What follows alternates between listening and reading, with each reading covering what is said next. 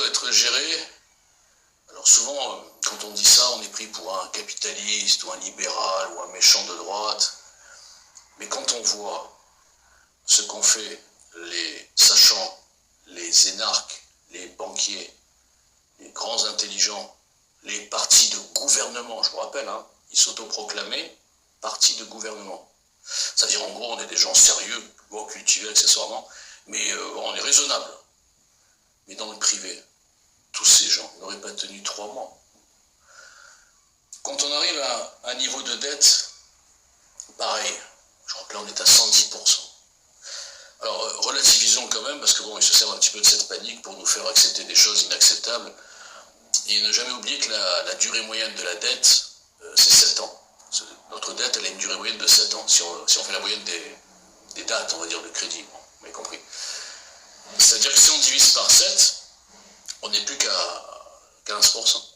15% du chiffre d'affaires, imaginons qu'on dans une entreprise, 15% du chiffre d'affaires annuel. Et 15% du chiffre d'affaires annuel, c'est une dette tout à fait acceptable pour une entreprise, je parle.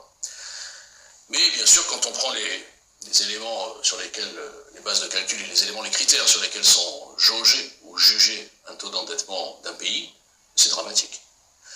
Donc on s'aperçoit que finalement, c'est pas anodin. Hein, je ne vais pas revenir sur le dossier de la coco, qui était pour moi, entre autres, hein, je dis bien, il n'y a pas que ça, il y a plein d'éléments dans cette histoire. Test de soumission, test de la propagande et de la puissance d'une propagande, test pour savoir si on a assez de corrompus pour mettre un pays à l'arrêt sans qu'une majorité se lève et dise stop, vous êtes devenus dingues. Et ils ont pu s'apercevoir que ni dans l'armée, ni dans la police, ni dans les médias, ni quasiment nulle part, les gens se sont levés et sont sortis de cette folie. C'était effectivement déjà un test de soumission pour tout ce que je viens de dire, dans le cadre d'un grand plan qui va s'accélérer, qui s'accélère d'ailleurs, et un braquage organisé des caisses publiques de tous les États occidentaux. Ils ne sont pas allés dans les États africains, ils n'avaient rien à foutre. Parce qu'ils savaient que ce n'était pas un truc qui allait tuer non plus des millions de gens, donc ils s'en foutent, il n'y a rien à gratter là-bas. La cible, c'était les pays occidentaux. Les civilisations qu'ils veulent détruire, et notamment, enfin, principalement d'ailleurs, c'est la France et l'Europe. Ils veulent détruire ces civilisations, ils veulent détruire les économies, ils veulent détruire les industries.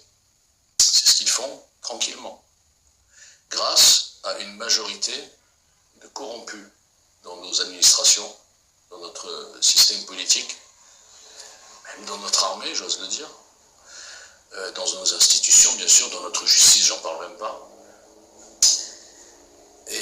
Et donc, tout ça pour vous dire que, rien que dans le dossier de la coco, vous comprenez bien que quand le directeur des achats, moi je transfère dans une entreprise, hein, le PDG, bon il est là, il dit il faut faire ça, ok, et le directeur des achats, complice, il dit ah oui, d'accord, il faut faire ça. Bon, alors il regarde un peu les fournisseurs, il fait aucune vérification, rien du tout, et il achète en bloc. Je parle des va-sains.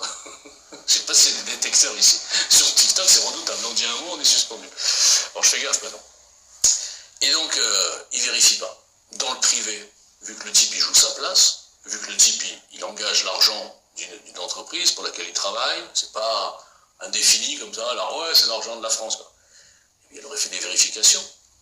Il n'aurait pas pris des entreprises qui étaient multi-condamnées pour des trucs de corruption, de trafic de résultats, etc.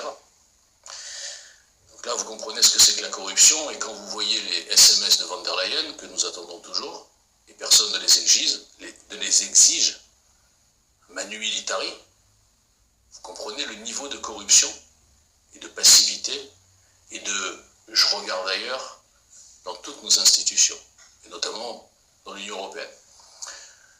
Pour revenir au sujet, donc il est évident que mettre un banquier à la tête de la France, c'est du suicide. Le suicide de la France involontaire, je rebondissais l'autre fois sur le livre de Zemmour, c'est pas le suicide français. C'est la France qui est suicidée de force par une caste, non seulement de corrompus, de collabos et de mondialistes. La France est suicidée dans toutes ses dimensions. La dimension spirituelle, bien sûr, puisque la principale cible, c'est le christianisme, que depuis des années, implicitement, on fait passer les catholiques, hein, qui sont quand même sur leur terre, hein, pour des fachos, pour des mecs d'extrême droite, etc. Par contre, les islamistes, ça va. Non, ils sont cool, c'est l'amour et la paix. J'exagère à peine, hein. Bon. Donc, nous ne sommes pas en présence d'un suicide français, nous sommes en présence d'un assassinat organisé, prémédité et facilité. Donc, pour revenir sur le profil du président, banquier, il faut oublier, vraiment. Énarques, je vous le dis, il faut oublier. Les énarques n'ont jamais géré leur argent. Les énarques sont dans un autre monde. Les énarques nous pompent des règlements complètement délirants à tous les niveaux. Les énarques ne sont pas des sachants, les énarques sont des protecteurs du système. Les énarques sont hors sol. Et j'ose faire un amalgame. Puisque je vois beaucoup d'énarques, même des patriotes, qui ne vous disent pas ou qui ne sont même pas aperçus que le problème n'est pas un problème d'homme, ou un petit peu bien sûr, mais pas vraiment, enfin c'est pas principal, mais un problème de système. Si ces énarques protecteurs de la 5e ne voient pas que la 5e République a été kidnappée, si ces gens très intelligents n'ont pas vu, avec le dossier la loi immigration, qui était un exemple parmi tant d'autres, que finalement, ceux qui décident par-dessus l'Assemblée nationale, par-dessus la volonté des Français, c'est le Conseil constitutionnel, avec un corrompu responsable, mais pas coupable, à sa tête, et des petits outils qui sont placés ici ou là, qui n'ont en général aucune connaissance vraiment juridique, et même si en avaient, de toute façon, ils appliquent leur idéologie européo-mondialiste, socialo-progressiste, immigrationniste, droit de l'homiste, et anti-France, et anti-christianisme. Il n'y a aucun énarque, à ma connaissance, connu, et qui parle de cette 5e République. Parce que ces gens n'ont absolument aucune imagination. Ils sont enfermés dans un système, là-dessus ils sont honnêtes avec eux-mêmes, ils sont bêtes, mais honnêtes. Ils sont enfermés dans un système où la démocratie, c'est la République, la 5e en l'occurrence. Ensuite, en face, il y a la monarchie. Bon, eux, ils savent, et puis moi aussi, malheureusement, j'en ai parlé souvent, il n'y a pas de droit, il n'y a pas la base assez importante catholique pour remonter une monarchie. Bon, voilà, donc c'est un système un peu, il y en a qui rêvent un peu de ça, mais, et qui idéalisent, hein, surtout, parce que bon, je veux bien, moi, ils sont contre la révolution. C'est que moi aussi, je suis un peu contre la révolution par certains côtés, parce ça s'est transformé en fascisme, en délire. On coupe les têtes de tout le monde, un Robespierre, Mélenchon, bon, je suis pas pour ça. Mais d'un autre côté, il ne faut pas tomber dans l'extrême inverse, c'est-à-dire idéaliser la monarchie. La monarchie, alors il y avait quand même un truc de mieux que la 5e, c'est que le roi, dans tous les cas, il avait quand même une légitimité du sang, et puis il aimait son peuple, le roi. Je crois que tous ces rois, moi, je ne les ai pas connus, mais je crois qu'ils aimaient leur peuple. Hein, ce n'étaient pas des gens comme Macron, ce pas des trucs qu'on a placés ici, qui n'ont rien à foutre, qui sont là pour une mission et qui l'appliquent froidement. Là, il est en train de paniquer un petit peu, mais enfin, jusque-là, il a passé combien, 5 et 2, 7 ans, à nous insulter, à nous mépriser, à dire une chose et son contraire, à mentir droit dans les yeux, sur tous les sujets, à détruire la France.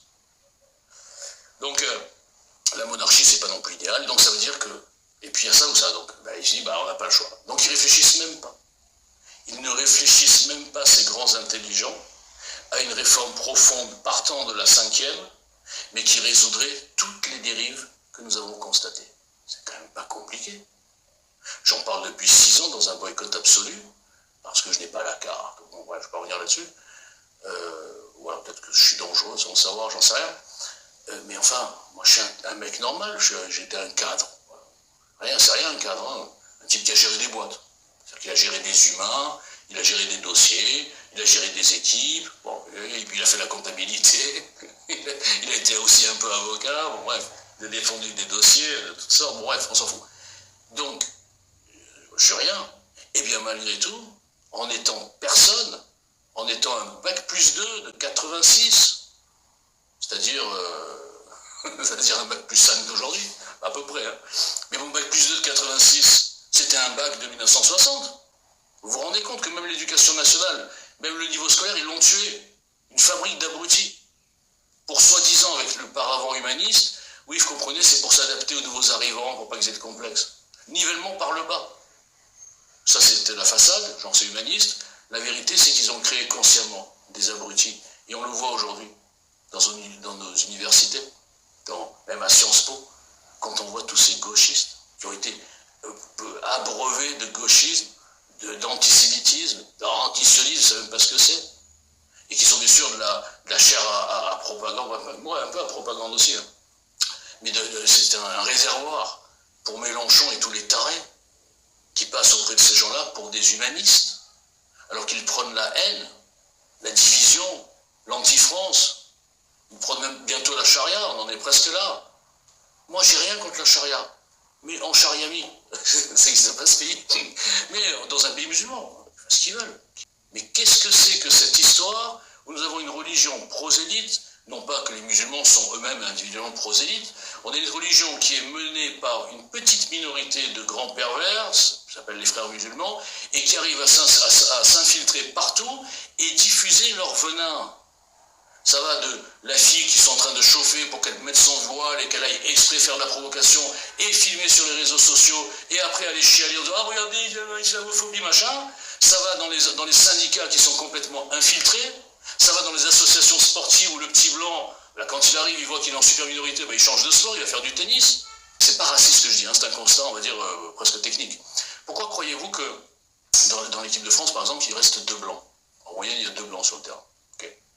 Parce que dans les centres de formation, d'abord, ils ont mis l'accent, il y a 20 ans déjà, non pas sur la technique, comme les Espagnols, par exemple, mais sur le physique. Et oui, il faut dire, il y a des spécificités qui font que, bah, en général, les Africains, ils ont je sais pas, une musculature, enfin bref, plus développée. Est-ce que si je dis ça, on me dira, ah, t'es racialiste? Non, je regarde, quoi. Donc, évidemment qu'il y a eu beaucoup plus d'Africains, mais pire encore, les clubs qui formaient des talents, c'est souvent des clubs dans des grandes villes, hein, et les clubs dans les grandes villes, aujourd'hui, sont, je dis pas islamisés, c'est pas tout à fait le mot, mais en tout cas, le blanc est minoritaire, il va même plus jouer au football. Donc, c'est normal qu'en bout de chaîne, on se retrouve avec une équipe de France où il reste 2 blancs. Alors pourquoi je vous dis ça? Je ne sais même plus en fait. Oui voilà, l'infiltration. Vous n'avez pas vu il y a quelques mois? Ils voulaient interdire les shorts au-dessus du genou. Mais jusqu'où ils vont aller dans les détails pour qu'on dise non, et qu'une fois qu'on a dit non, ils disent « Ah, regardez, ils sont racistes ». Mais on n'est pas racistes les gars, je m'adresse aux frères musulmans. Je voudrais bien un jour rencontrer un de ces pervers là, de frères musulmans, dans une mosquée même s'il le faut, et qu'on discute, pour voir s'ils sont vraiment conscients. Non, en fait, s'ils sont pervers, ou alors s'ils sont vraiment honnêtes, s'ils pensent vraiment qu'on nous impose des trucs et si on refuse, on est raciste. Ces mêmes personnes, on ferait le quart, le 10e, le 100e, nous, on va dire les juifs, ou nous, les chrétiens, je les deux, moi. Je vais dans les 2 trucs. Et on leur imposerait des trucs, là. En Algérie, mais je vous dis même pas la réaction. Mais là, on n'aura pas le droit de dire que c'est du racisme. On dira, ah bah oui, non, c'est normal, eux, ils protègent leur culture, bah, vous comprenez, machin. Mais non, mais on comprend pas. On en a marre de comprendre. Moi, j'en ai marre de comprendre. J'ai retweeté un truc, là, une petite vidéo, qui faisait un petit résumé sur le statut, façon de parler, du juif en France et le statut du musulman, mais on va encore vous faire croire que le musulman est une victime et que le juif est avantagé dans ce pays, où le juif est obligé d'avoir de la police qui surveille ses synagogues, où le juif est obligé, à 66%, c'est un chiffre officiel, d'enlever ses enfants de l'école publique. À cause de qui? À cause de qui? De Maxime de Tonqueville? De Martin de la Chassagne? C'est quoi ces noms-là? Non! À cause du petit Mohamed qui a été éduqué dans la haine du juif, qui n'est pas dans son pays, qu'on le veuille ou non, et qui finalement veut imposer sa loi, et dans son truc global, eh ben, l'ennemi, c'est le juif. Et il va même régler ses comptes sur un conflit qui ne nous regarde pas. Voilà où on en est, et ces gens diffuseront sur les réseaux grâce à des enfoirés, que je combats tout seul, évidemment, parce que bon, je suis invisible et que personne ne soutient quand j'attaque tous ces enfoirés, ces camelots, une fausse dissidence, je suis obligé d'y revenir, de Soralien, de Dieudonné, de Youssef Indy, de Pierre Hillard, de Véragueux, il y a des francs-maçons, il y a des frères musulmans, il y a de tout là-dedans, et leur cible, c'est le juif sous toute forme. Les Khazars, les sionistes, les Illuminati, pourquoi pas, le juif de base, hein, le juif de base qui est un menteur génétique, etc. Et voilà ce que ça génère à la fin, 2 petites 13 ans qui vont violer une fille parce qu'elle est juive. Mais d'où vous croyez que ça vient, ça? Pourquoi personne ne se pose cette question? Moi, je la pose. J'en parlais il y a 5 ans, je ne vous rendais pas compte les dégâts, quoi. Comme j'étais cible, j'ai bien vu de près, sur tous les réseaux, partout où j'allais, ah, c'est la juive, ok, d'accord. J'ai dit, mais oui, ils ont appris tout ça. Et après, j'ai compris. J'étais un néophyte, hein, quand je suis arrivé. J'étais même pas au courant que ça existait, moi, la fausse dissidence. D'ailleurs, je n'étais même pas au courant que la dissidence existait tout court. J'étais un bébé, hein. Maintenant, je suis un vieux de la vieille. Maintenant, je les démonte tous. Et j'essaie de vous expliquer, mais je ne suis pas crédible parce que vous m'avez pas vu à la télé. Donc, pour revenir à notre sujet, qu'est-ce qu'on peut tirer comme conclusion de ce qu'on vit depuis le 7 octobre? Je crois qu'il y a eu un déclenchement quand même le 7 octobre. Ça a déclenché pas mal de choses. D'abord, moi en tout cas, j'ai vu, pas que sur les réseaux, même dans les rues et tout, j'ai vu l'ampleur de l'islamisation des esprits dans ce pays. Voilà. L'islamisation des esprits, j'en parle souvent, c'est pas la conversion à l'islam, ça c'est rien, ça à la rigueur, ça peut s'entendre. Hein. Non, c'est partir d'un principe simple, hein, j'en parle très souvent, je radote, souvent, ceux qui m'écoutent de temps en temps, ils vont dire celui-là, il y en a pas marre de dire la même chose. Ben les gars, j'ai 30 vues, alors j'essaie de faire 30 fois 100, ça fera 3000. Donc l'islamisation des esprits, c'est de dire que le blanc et le juif sont les coupables de tout, dans toute l'histoire du monde, de l'esclavage, de la colonisation, du fascisme, du racisme, hein, le monopole du racisme, et tous les autres, je dis bien tous les autres, que ce soit les Africains, les Arabes, même les Asiatiques s'en foutent un peu, parce que les Asiatiques sont distraits, ils font chier personne, ils ne rentrent pas dans ces conneries de vengeance coloniale et tout. Et pourtant, eux aussi, ils ont été colonisés, hein, tout le monde l'oublie. Hein. On n'en parle jamais. Les Asiatiques, ils n'ont jamais dit on va se venger de la colonisation du Vietnam, etc. Jamais. Bon, donc vous voyez bien qu'il y a un côté conquête là-dedans. La vengeance, ou la revanche, c'est qu'un support. C'est un support pour motiver les troupes. Vous comprenez? Donc le blanc, machin, il faut le massacrer, son histoire c'est pourri, ses grands hommes, il faut casser les statues, tout est pourri. En revanche, l'Afrique, machin, tout est extraordinaire. Alors je pose la question, est-ce que l'histoire commence en 1830 hein, la colonisation de l'Algérie, on dirait que ça commence là l'histoire. En fait, il n'y a rien eu avant. Il n'y a pas eu 1200 ans d'esclavage par les Arabes, il n'y a pas eu des conversions forcées, il n'y a pas eu des guerres de conquête de terre chrétienne, il n'y a rien eu, il n'y a pas eu la conquête de l'Espagne, rien du tout. Ça n'a jamais existé. C'est les Blancs, etc. Donc partant de là, dans un pays arabe, je vais vous faire, moi je suis adepte du juger, c'est comparé. Dans un pays arabe, s'il y avait une communauté importée chrétienne, et que cette communauté importée chrétienne, elle use des mêmes armes que ce que je suis en train de vous dire, mais à l'envers. En disant que eux, ils ont été victimes de machin, de l'esclavage. Ils ont quand même mis beaucoup de blancs en esclavage. Hein, à l'époque, les Arabes, les barbaresques et les razzias, ils ramenaient des blancs, des femmes dans les harems, etc. Hein. Bon, ça, on n'en parle jamais. Il ne faut pas, c'est tabou. C'est raciste. Ça qui est extraordinaire. On parle d'un côté, mais de l'autre, c'est raciste. Bon, d'accord. Donc, s'imagine que les chrétiens, ils arrivent à se faire passer pour des victimes comme ça, en Algérie. Et qu'ils arrivent à infiltrer tout, comme tout ce que je viens de dire, mais à l'envers. Imaginez, c'est vachement intéressant d'inverser la situation. Mais est-ce que vous croyez qu'ils trouveraient autant de collabos musulmans, arabes, algériens pour les soutenir contre l'Algérie, contre les Arabes et contre les musulmans? Hein? Vous croyez? Non, jamais de la vie. Ils se feraient démonter la gueule. Alors je ne dis pas qu'il faut démonter la gueule de personne. Hein. Juste pour vous dire à quel point notre France est devenue, en tout cas dans l'état d'esprit, dans la paire, un pays qui se déteste. En partie, pas tous, heureusement il y a beaucoup de patriotes. D'ailleurs là on va reprendre les commandes à mon avis, j'espère, on va en parler après. Donc pour vous dire à quel point l'idéologie socialo-progressiste, propagande, haine de soi, propagande, oui c'est ça, c'est du wokisme en gros quoi. Propagande, haine de soi, l'éducation nationale qui nous apprend que la France collaborative, que le Veldiv, que ci, que là, les grands hommes on n'en parle plus et on parle que des mauvais côtés. Et bien sûr en idéalisant tous les invités. Tous les invités sont extraordinaires et le Français doit baisser la tête, doit demander pardon.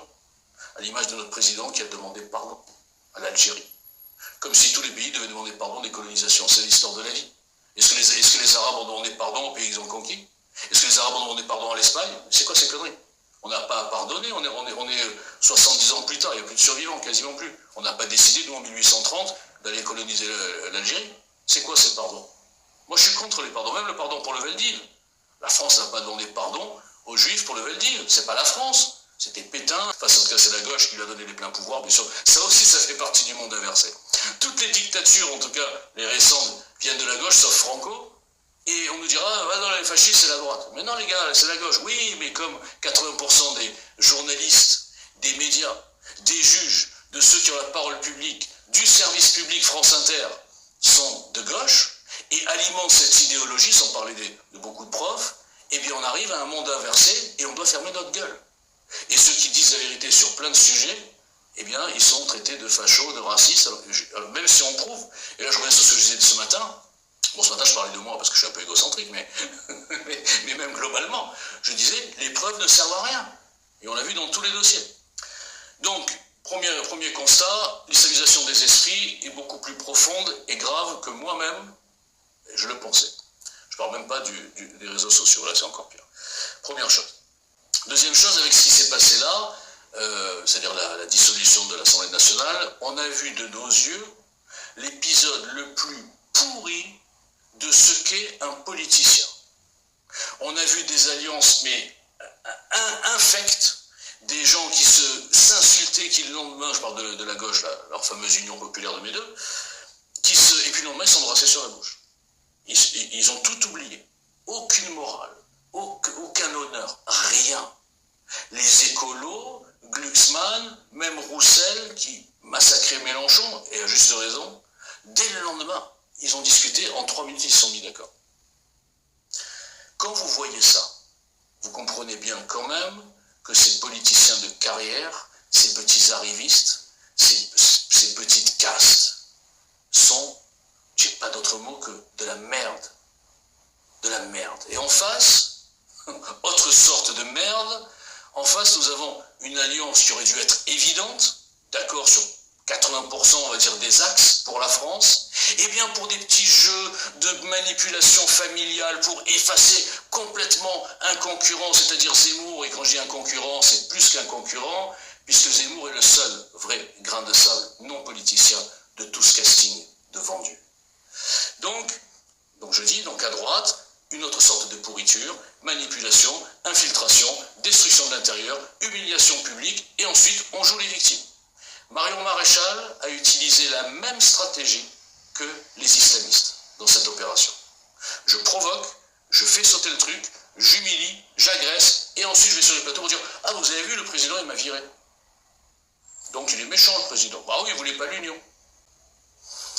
Donc vous comprenez bien que, avec ces deux petits exemples, mon stop politicien écrit, je suis l'inventeur du hashtag stop politicien, pourtant c'est facile, hein, et je suis aussi l'inventeur du hashtag quoi avant qui.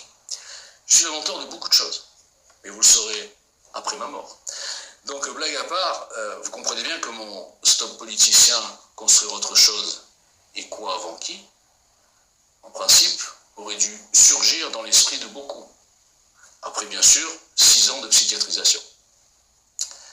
Je ne me suis pas trompé et j'espère que les gens ont vu de leurs yeux ce que sont ces partis boutiques, ces politiciens de carrière et tous ces arrivistes opportunistes qui n'ont pas de figure.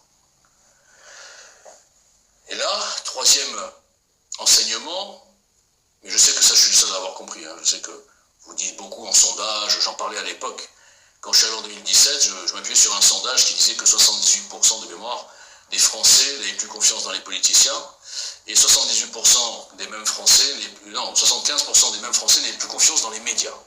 Attention les gars, hein, c'était en 2017, avant la Covid, par exemple, avant tout ce qu'il y a eu depuis, tous les délires qu'il y a eu depuis. Déjà, ils n'avaient plus confiance. Et quand vous voyez que 7 ans plus tard, tous ces gens, moi je les appelle les rebelles de sondage, ils sont très rebelles en sondage, au téléphone, ouais, j'ai plus confiance, ouais. Et qu'est-ce qu'ils font? Eh bien, ils font confiance, premièrement, aux médias, et quand je dis aux médias, c'est aux petits médias, hein, dont je parle beaucoup, regardez mes 3 derniers tweets, vous allez comprendre. Aux petits médias de la grande dissidence, ils leur font confiance, ils font toujours pas confiance aux grands médias, ça ils ont raison, mais ils continuent à ne regarder que les politiciens et les partis politiques et les énarques et tout ce que j'ai dit tout à l'heure, c'est-à-dire les profils qui ont détruit la France et qui, si on les laisse faire, continueront à l'achever. Donc vous voyez bien.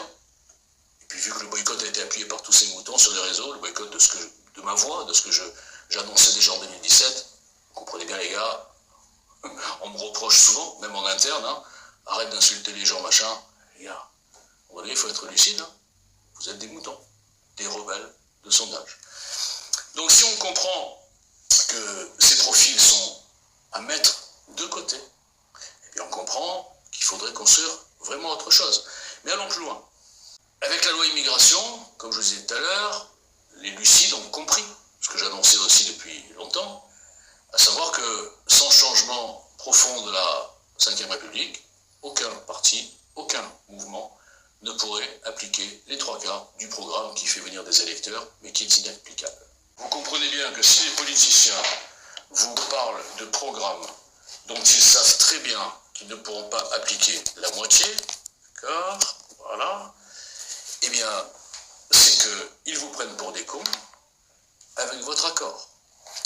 Deuxièmement, si vous comprenez ça, vous auriez dû, comme je l'ai fait tout seul dans le désert, exiger des réformes, en tout cas dans un programme qui puisse être appliqué, qui nécessite bien évidemment des réformes institutionnelles. Moi j'appelle ça un Big Bang institutionnel. Et sans Big Bang institutionnel, pour les raisons évoquées au début, hein, les énarques, machin, le système qui gâte bien son opposition, enfin en tout cas les partis, qui gâte bien ses élus, évidemment, tous jouent pour le statu quo. Donc, quand vous faites confiance à des gens qui sont souvent fabriqués, qui prennent des cours de communication, qui sont incapables de faire ce que je suis en train de vous faire, comme ça, au hasard, sans plan, sans rien, et qui répètent des phrases apprises de tel ou tel politicien, et qui viennent vous prendre pour des cons sur les plateaux TV, sans parler bien sûr des camelots vendeurs de bouquins, hein, qui ne construisent rien si ce n'est leur carrière, et qui remplissent leur portefeuille, et qui se disent dissidents, et qui boycottent la vraie dissidence que je représente. Dissidence constructive, qui vient avec un programme, des analyses, et qui peut tous les démonter. Donc, comprenez bien que vous êtes, ce que je répète, des rebelles de sondage. Donc oui, et pire encore, non seulement ces programmes ne seraient pas applicables par rapport à cette 5e République, mais pire encore, même s'ils pouvaient, ils ont la possibilité, on l'a vu depuis 40 ans, de vous dire des choses pendant la campagne, et ensuite d'être en roue libre et de faire absolument ce qu'ils veulent, sans aucun problème. C'est-à-dire que les programmes qu'ils vous annoncent ne sont pas engageants. On n'a jamais vu, vous êtes habitués, donc ce que je vous dis, ça vous paraît un peu bizarre, et pourtant personne ne vous pose cette question, et aucun des policiers, bien sûr, ne vous dira ça parce qu'il se tirerait une balle dans le pied. Donc, vous acceptez sans broncher que des gens, non seulement vous présentent des programmes qui ne sont pas obligés d'appliquer, je ne parle pas d'obligation de résultats, hein, parce que les résultats, des fois, ça dépend de l'extérieur, de l'étranger, des imprévus, etc. Non, de mise en place, en tout cas. Donc, ils ne peuvent pas les appliquer, et même s'ils pouvaient, ils peuvent ne pas le faire. Et vous regardez droit dans les yeux, et en vous disant, je vous emmerde. Vous m'avez élu il y a 5 ans, là, il me reste encore 6 mois, là, par exemple, je peux faire ce que je veux, je vous emmerde. Et vous allez même me réélire. Macron, c'est extraordinaire. Alors, je ne sais pas exactement comment il a été élu, à mon avis, il y a quand même beaucoup d'embrouilles. On le saura peut-être quand il y aura un changement de pouvoir, que certaines choses seront dites officiellement, hein, quand il n'y aura plus cette espèce d'omerta, cette omerta qui est tenue en grande partie par la franc-maçonnerie. Je ne vous parle pas de la franc-maçonnerie. Hein. Je vais vous donner une confidence, vous savez que je dis tout, moi. Alors, vous savez, j'ai quelqu'un qui a dit, ok, je veux bien débattre avec toi sur, non, je ne vais pas dire le nom de la radio, sur une radio connue, une radio nationale. Il m'a dit, par contre, j'ai vu tes vidéos et tout, non, attends, il faudrait que tu évites de parler, ne parle pas de la franc-maçonnerie. Hein. Il dit, parce que mon patron, il est machin, enfin, il m'a sorti un terme très franc-maçon. Donc, non, ne parle pas de la franc-maçonnerie, parce que là, c'est pas la peine, alors, on ne peut pas t'inviter. Je dirais pas le nom, vous avez vu, je suis discret cette fois-ci. Voilà, donc quand vous avez ça, vous comprenez à quel point, même dans les radios périphériques, bon d'accord, nationales, mais enfin, c'est pas non plus, c'est pas France Inter. France Inter, j'en parle même pas. Donc quand vous comprenez l'omerta, tous ces gens qui ont couvert l'escroquerie de Coco, qui couvrent les mensonges, qui couvrent les corrompus, qui ferment leur gueule, qui ont vu un président complètement psychopathe en roue libre, dire tout et n'importe quoi, nous mettre en danger en faisant des déclarations hallucinantes avec la Russie, etc., et que personne ne bouge, qu'il n'y a pas une association un petit peu, non pas de malfaiteurs, mais de bienfaiteurs, qui dit stop, maintenant on va reprendre tout ça en main, on va dégager tous ces corrompus, on va organiser une élection présidentielle non truquée, on va laisser pouvoir se présenter des mouvements qui présentent des choses, et on ne va pas leur mettre la barrière des 500 signatures, des frais évidemment de campagne, du temps de parole, etc. On va remettre les compteurs à zéro. C'est ça le Big Bang institutionnel. C'est de sortir exactement de cette prison. Quand je parle de kidnapping, je ne me trompe pas de mot. Nous sommes, nous, que notre démocratie, nos institutions, sont kidnappées. Et kidnappées sur la base d'une idéologie qui est minoritaire dans le pays. C'est ça qui me rend dingo. Ces gens délirants, wokistes, etc. Ils sont minoritaires dans le pays. Et c'est eux qui font leurs lois. Et c'est eux qui, avec notre argent, mettent l'idéologie de tout le service public. Avec notre argent. Alors qu'on est contre. Jusqu'à quand on va accepter ça? Et pour revenir au quatrième enseignement, là il va concerner Zemmour. Je l'ai dit, je l'ai prouvé. Comment? L'objectif du Rassemblement national, bien sûr, c'est de prendre le pouvoir, très bien, ok, et encore, je ne suis pas sûr, mais bon, admettons. Déjà, c'est de gagner les élections, ok. Et puis d'avoir la majorité absolue. Mais l'objectif, la cerise sur le gâteau, vu le score minable qu'a fait Reconquête au premier tour, eh bien, c'est de profiter de l'occasion pour le faire disparaître. Donc, c'est pour ça, vous l'avez vu, que j'ai changé de bannière. Moi, de toute façon, le GL, c'est fini, je veux dire, GL, c'est mort. Hein. Dommage, parce que c'était magnifique. Mais c'est pas grave, je pense qu'il y a des choses qui sont recyclables. Je pense qu'il y a des idées de GL qui sont recyclables dans un autre réceptacle, avec bien sûr des gens sérieux, pas moi. Moi, je suis un amuseur public. On va dire ça comme ça. Donc, l'objectif est de tuer, de faire disparaître Reconquête. C'est très vicieux, c'est très pervers, mais j'espère que ça ne va pas fonctionner. Et sur les réseaux, je vois que les gens sont hyper remotivés, beaucoup. Je ne parle pas des lâches, je ne parle pas des anciens idolâtres de Zemmour qui l'ont trahi les premiers. Souvent, c'est comme ça. Les plus idolâtres sont les premiers à trahir. Et même à mon petit niveau, je l'ai vécu, vous savez. Je parle souvent de mon expérience parce que c'est à un niveau microscopique, bien sûr.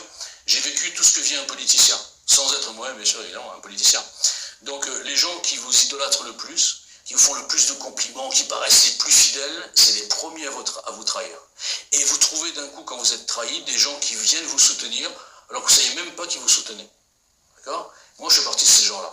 C'est-à-dire que les gens qui ne sont pas idolâtres, mais quand je vois une saloperie comme ce qui a été fait à Éric Zemmour, ça m'a reboosté. J'ai mis la bannière, et même avec mes 3 vues par semaine, là, je vais faire ce qu'il faut, à mon petit niveau, pour que les gens arrêtent de les trahir et votent au premier tour Reconquête. Et je vais vous dire, c'est un peu égoïste. C'est un peu intéressé ce que je fais. Je vous dis tout, hein, vous savez, moi, carte sur table. L'arrogance citoyenne que j'essaye de développer, qui ne fonctionne pas parce que beaucoup de gens sont un peu complexés par rapport à ces gens connus. Ils n'arrivent pas à comprendre qu'on peut le faire. Quand je dis on peut, c'est-à-dire les gens normaux, les gens de la base comme moi. Je suis transparent, donc je vais vous dire tout. Moi, premièrement, moralement, on va dire, pour la justice, eh bien, je veux que, bien sûr, Zemmour et Reconquête ne soient pas complètement par terre, éliminés, ironisés, etc., comme c'est en train de se faire, mais aussi pour la France, et pour moi. Pas moi en tant que Walter Bougenat, moi en tant que citoyen français. Parce que je suis persuadé, je m'en fous si vous prenez pour un fou, vous avez compris, j'ai l'habitude. Je suis persuadé que si je rencontrais Éric Zemmour, je pourrais lui donner d'autres axes et faire renaître Reconquête en gardant toute la base qui a fait sa puissance, parce qu'ils peuvent se moquer, hein, les gens. Mais Zemmour, c'est le seul qui a réussi à faire ce qu'il a fait. Il y a 100 000 adhérents payants en 2 mois. Qui est capable de faire ça? Quel est le petit ténor qui a 2 balles, qui est capable de monter les foules comme ça? Personne. C'est tous des médiocres. Donc il était trop supérieur à ces gens, il fallait l'abattre. Le talent est parfois dangereux. Non, je parle pas que de moi. Non, je rigole. Et donc, moi je veux que Reconquête vive, et je veux pouvoir rencontrer Éric Zemmour. Parce que sur cette base, je suis certain qu'il y a 4 petites modifications à faire, et là on ferait revenir beaucoup de gens qui sont partis au Rassemblement national. Je parle pour 2027, là, je parle plus, là c'est fini. Non, je parle pour 2027. Beaucoup de gens qui sont partis au Rassemblement national parce que vote utile, parce que ci, parce que là, bon, ils ont cédé un peu aux sirènes. Ensuite, beaucoup d'abstentionnistes, mais des vrais abstentionnistes, pas ceux qui n'ont jamais voté, qui ne votent pas, qui sont dans les cités. À la rigueur, ceux-là, il vaut mieux qu'ils ne votent pas, d'ailleurs, c'est très bien, qu'ils restent chez eux. Non, mais pas des gens qui sont dégoûtés de la politique. Vous savez, il y a beaucoup de gens. Ouais, moi, je veux plus, de toute façon, c'est blanc bonnet et bonnet blanc. Ouais, de toute façon, c'est tous des menteurs. Ouais, l'histoire du programme, vous vous rappelez? Ils acceptent le mensonge. Ouais, les politiciens, on les connaît, ouais, ils font des promesses, ok, d'accord. Mais si tu leur proposes un truc complètement différent, avec un engagement, avec une vraie réforme qui va éliminer, hein, comme Vittel, buvez, éliminez, qui va éliminer tous les trucs identifiés qui sont en train de tuer la France, eh bien cet abstentionniste-là, même si ce n'était pas un super fan de Zemmour, il dira quoi, lui il a osé proposer ça, ce qu'aucun n'est capable de proposer. Allez, là ça va changer, je vote pour lui. Bien sûr les souverainistes, parce qu'il va falloir prendre Zemmour un axe un peu plus souverainiste quand même, et même les souverainistes de gauche. Et là c'est l'aspect social, j'en parlerai avec lui. Je vous fais le suspense. Bon bref, bon ça c'est du fantasme, hein, je le verrai jamais, j'ai bien compris, il y a tellement de barrières, tellement de gens autour de lui qui protègent, etc. J'ai vécu ça, hein. À l'époque c'est Messia, Patrick Jardin, enfin bref, toute une bande de comiques qui l'ont amené au fiasco, sans rien oser lui dire à l'époque. Bref, donc ça pour dire qu'il ne faut pas que Reconquête